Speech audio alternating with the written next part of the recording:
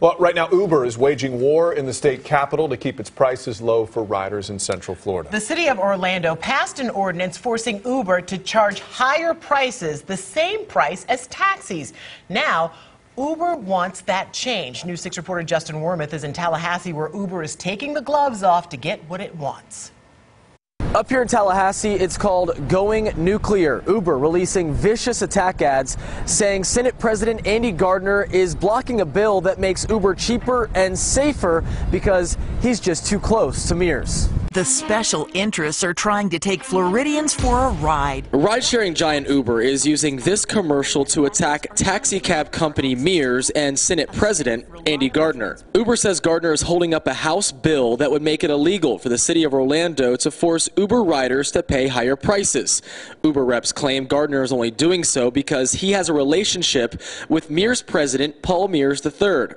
We sat down exclusively with the Orlando senator in his Tallahassee office on Tuesday. Well, it's disappointing that, and if you look at what they're interested in, is they want preemption. They want very little insurance. They don't want the background checks. We just had a situation with an Uber driver in another state that killed 6 people. I think in the state of Florida, we're going to be a little bit more cautious about that. We also asked him about Uber's attack ad. Again, I don't sit around and worry about things like that. I've done this long enough. Look, I'm not sure their activities are productive.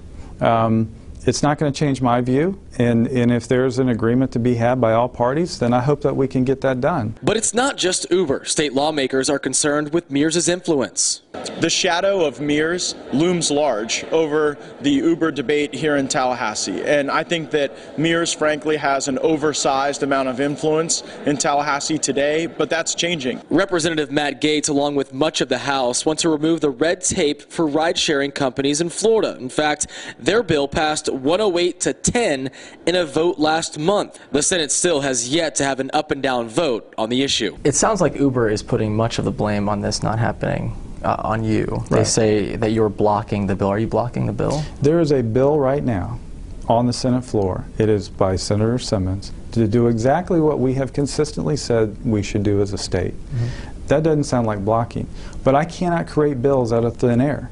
Now, I talked to State Senator David Simmons today about his bill that would require Uber to have more insurance. I asked him if he'd consider a compromise, if he'd slip language into his bill to stop the city of Orlando from setting Uber's prices. It looks like we could be on the verge of getting results on this price issue. I'll explain the compromise in a story I'm putting together for 7 o'clock. In Tallahassee, Justin Warmoth, News 6.